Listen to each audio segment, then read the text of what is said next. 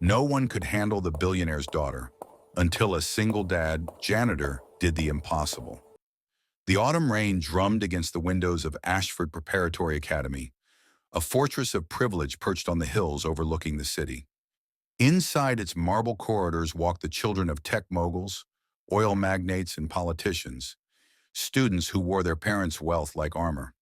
And then there was Margot Sinclair. At 23, she was the youngest trustee the Academy had ever seen, appointed by her father, billionaire real estate developer Graham Sinclair. She wasn't a student anymore. She'd graduated from Ashford 5 years ago, but she haunted its halls like a beautiful ghost, overseeing family interests and making sure the Sinclair name remained untouchable. She was stunning in the way that made people uncomfortable. Sharp cheekbones, dark hair that fell in calculated waves, eyes the color of smoke. But it was her presence that truly unsettled people. The way she could silence a room just by entering it. The way her smile never quite reached those gray eyes. The staff called her the Ice Queen behind closed doors. In 3 years, she'd caused 7 administrators to resign, blocked 2 building projects she deemed aesthetically offensive, and once had a teacher fired for serving her lukewarm coffee during a board meeting. No one challenged her. No one dared. Until Owen Hayes walked through the service entrance on a Tuesday morning in October. Owen was 36, though the lines around his eyes made him look older. He'd been hired as the evening maintenance supervisor, a fancy title for someone who fixed leaking faucets, mopped floors, and made sure the children of millionaires never had to see the machinery that kept their world running smoothly. He'd taken the job because it paid better than his previous work, and because the hours meant he could drop his daughter off at school in the morning and still be home for dinner. Rosie was 9 years old, all wild auburn curls and endless questions. She was the reason he smiled, the reason he got up at dawn, the reason he'd rebuilt his entire life after his wife died 4 years ago.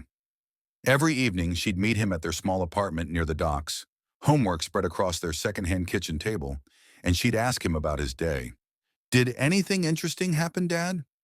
"Nothing as interesting as you," he'd always reply. But that was about to change. Their first encounter happened in the East Wing Gallery, where Ashford displayed student artwork alongside pieces from the Sinclair family's private collection. Owen was replacing a burned-out spotlight, balanced on a ladder, when he heard the sharp click of heels on marble. "Those are positioned incorrectly." He looked down to find Margot Sinclair staring up at him, arms crossed, expression glacial. "The lighting," she continued, gesturing dismissively at his work. "The angle is all wrong. It's creating shadows on the Rothko. Do you have any idea what that painting is worth?" Owen climbed down slowly, tool belt jingling. Up close, she was even more striking, and even more cold. But something in her eyes caught him off guard. Beneath the frost, there was something else. Something lost. "I'll adjust it," he said quietly. "Sorry for the trouble, miss." She blinked, clearly surprised by his lack of defensiveness. Most people either cowered or bristled when she criticized them. He did neither. "See that you do." She turned to leave, then paused. "And it's Miss Sinclair, not Miss." "Understood, Ms. Sinclair." She walked away but glanced back once. He'd already climbed the ladder again, adjusting the light with careful precision. Something about his calm competence irritated her, or intrigued her. She wasn't sure which. Over the following weeks, their paths crossed with increasing frequency. Owen noticed patterns in her behavior. She arrived at the academy at exactly 7:30 a.m., always carrying the same leather portfolio. She took her coffee black, no sugar. She walked the corridors alone, never with a cluster of assistants that followed other board members. And late at night, long after everyone else had left, he'd sometimes see her in the art gallery, standing in front of a particular painting, a landscape of a house by the sea. She never smiled. She barely spoke to anyone except to give orders. But she noticed him too. One evening, she found him in the library, repairing a broken shelf. Rain lashed against the windows, and the overhead lights cast long shadows between the rows of books. "You're still here?" It wasn't a question. Owen looked up from his work. "Last job of the night. Thought I'd finish it before heading home." "You have somewhere to be?" "Always." He smiled but didn't elaborate. Margot moved closer, trailing her fingers along the spines of books as she approached. She wore a black dress that hugged her curves, and her hair was loose tonight, falling past her shoulders. She looked different, softer somehow, tired. "You're not afraid of me," she observed. "Should I be?" "Most people are." Owen set down his tools and met her gaze directly. "I don't think you're as scary as you want people to believe." Something flickered in her expression. Surprise, maybe, or vulnerability. It vanished as quickly as it appeared. "You don't know anything about me. I know you stand in front of that painting every night. The one with the blue house," her breath caught. "You've been watching me?" "I've been working."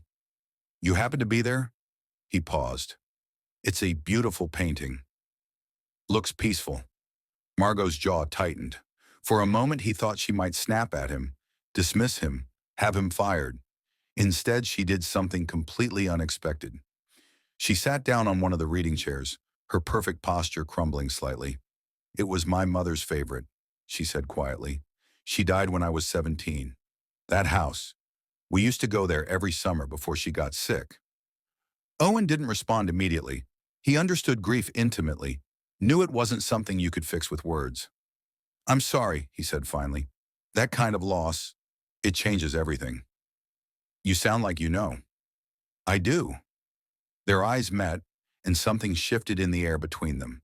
Recognition, understanding. Two people who'd both learned how to carry unbearable weight. Margot stood abruptly, her walls rebuilding themselves brick by brick. "I should go." "Ms. Sinclair." "Margot," she interrupted, surprising herself. "When we're alone, you can call me Margot." Then she left, her heels echoing through the empty library. Owen stood there for a long moment, holding his breath, wondering what had just happened. After that night, everything changed. Margot began finding excuses to be wherever Owen was working. She'd appear with questions about building maintenance, concerns about security protocols, requests for updates on projects. But they both knew those were pretexts. They talked, really talked. She learned about Rosie, about Owen's wife Anna, who died of an aneurysm with no warning, about how he'd learned to braid hair and help with math homework and be both mother and father to a grieving child. He learned about her loneliness, about growing up with a father who showed love through bank transfers and business opportunities, about how she'd built walls so high that she'd forgotten what it felt like to let someone in. One evening in November, Owen was finishing up in the rooftop greenhouse, a pet project of the biology department, when Margot appeared, holding 2 cups of coffee. "Peace offering," she said, handing him one. "For all the times I've been impossible." He accepted it with a smile. "You haven't been impossible." "Liar!" But she smiled too, a real smile, warm and genuine. They stood at the greenhouse windows, looking out over the city lights.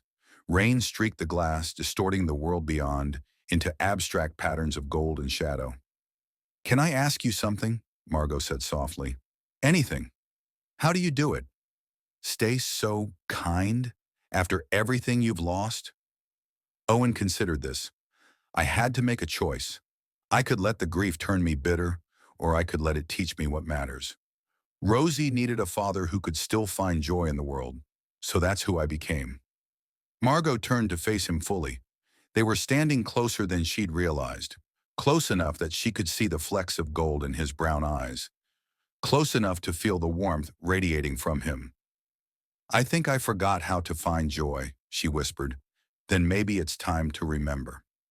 He reached up slowly, giving her every chance to pull away, and tucked a strand of hair behind her ear. His fingers lingered against her cheek, and she leaned into the touch like someone starving for tenderness. "Owen."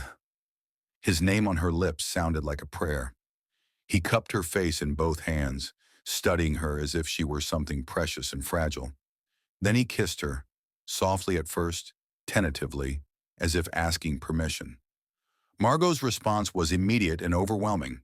She pressed against him, her hands fisting in his shirt, kissing him back with 4 years of pent-up loneliness and longing. He tasted like coffee and rain, and something indefinably right. They broke apart, breathing hard, foreheads pressed together. "We shouldn't," she started. "I know." The academy, the board, my father. I know, but I don't want to stop. Neither do I. He kissed her again, deeper this time, his hands sliding into her hair. She made a sound low in her throat that drove him wild, and suddenly they were stumbling backward until her back hit the greenhouse wall, plants rustling around them, the city lights painting them in gold. His hands found the curve of her waist, the dip of her spine. Her fingers traced the muscles of his shoulders, feeling the strength there. Every touch was electric, charged with months of stolen glances and unspoken desire. "Come home with me," she breathed against his mouth. Owen pulled back slightly, searching her eyes. "Are you sure?" "I've never been more sure of anything." Margot's penthouse apartment was nothing like Owen expected. He'd imagined sterile minimalism, all glass and chrome and expensive emptiness. Instead, he found warmth, rich colors, soft textures, artwork that seemed chosen for emotional resonance rather than investment value. And books. Everywhere books. "Your surprise," she said, watching him take it in. Pleasantly, she poured them wine, a Bordeaux that probably cost more than his monthly rent, and they sat on her oversized sofa, the city spread beneath them through floor-to-ceiling windows. But neither of them was looking at the view. Margot set down her glass and moved closer, straddling his lap in one fluid motion. Owen's hands found her hips automatically, and she shivered at the contact. "I haven't done this in a very long time," she admitted, vulnerability flickering across her face. "We can go slow." "I don't want slow." She kissed him hungrily, fingers working at the buttons of his shirt. "I want to feel something again. I want to feel you." He groaned as her hands explored his bare chest, her touch igniting every nerve ending. He found the zipper of her dress, drawing it down slowly, revealing inch after inch of pale skin.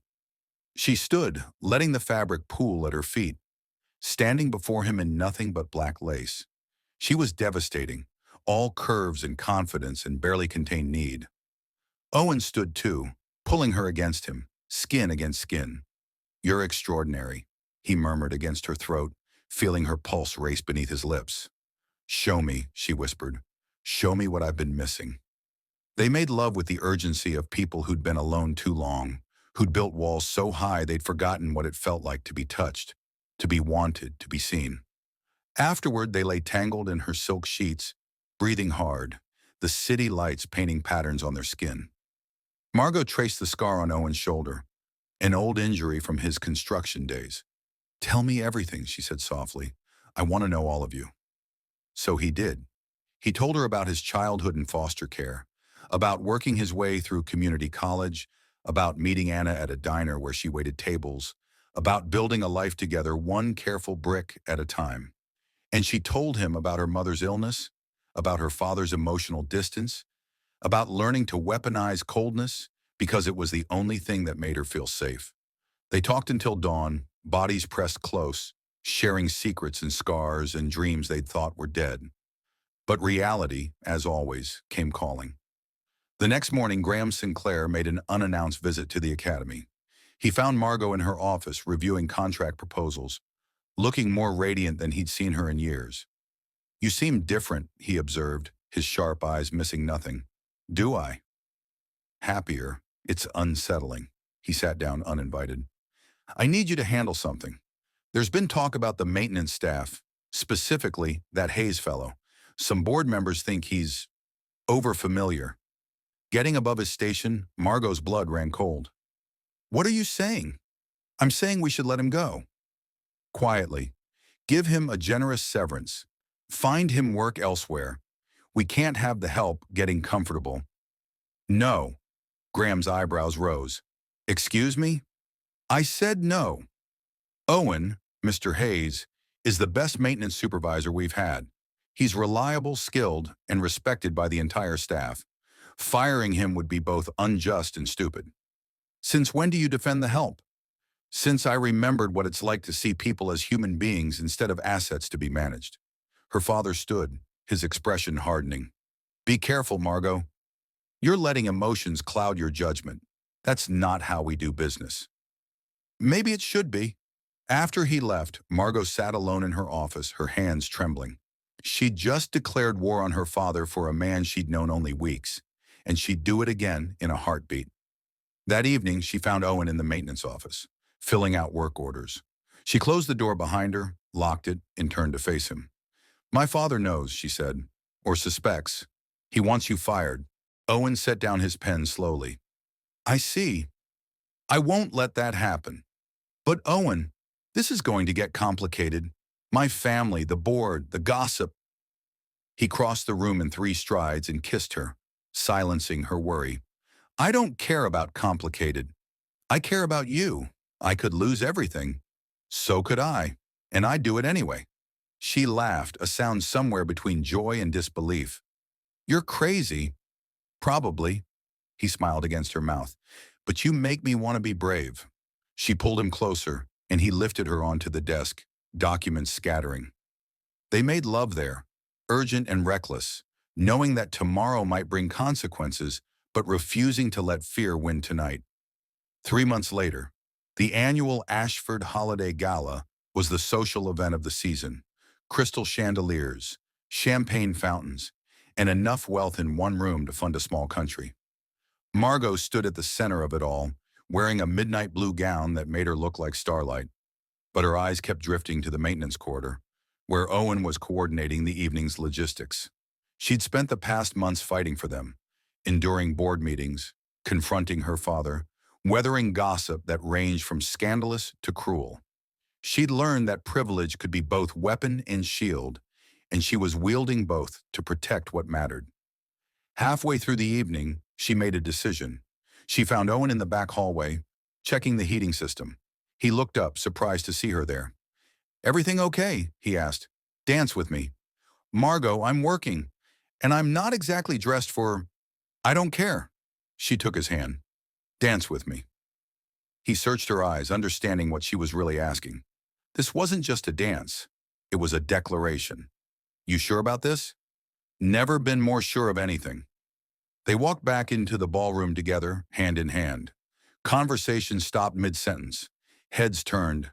The orchestra continued playing, but the energy in the room shifted entirely. Graham Sinclair watched from across the room, his expression unreadable. But Margot only had eyes for Owen as he pulled her into his arms, moving with surprising grace to the music. "You know this means war," she murmured. "Let them try." He spun her gently. "I've got the most formidable woman in the city on my side." She laughed, a real laugh, bright and unguarded. "I love you, Owen Hayes." "I love you too, Margot Sinclair." And as they danced beneath the chandeliers, surrounded by whispers and stares, Margot realized something profound. She'd spent years building walls to keep the world out. It took a single father with kind eyes and calloused hands to teach her that the bravest thing she could do was let someone in. 2 years later, Owen and Rosie moved into Margot's penthouse. The walls were covered with Rosie's drawings. The kitchen always smelled like pancakes on Saturday mornings. And every evening they'd have dinner together. 3 people who'd all learned that family isn't about blood or money. It's about choosing each other every single day. Margot still worked at the academy, but with a gentler touch. She'd established a scholarship fund in her mother's name, fought to improve conditions for the maintenance staff, and learned that power used with compassion could change more than power used with fear. And on quiet nights when Rosie was asleep and the city glittered below, Owen would pull Margot close and whisper, "Did anything interesting happen today?" And she'd smile against his chest and reply, "Nothing as interesting as you." The end.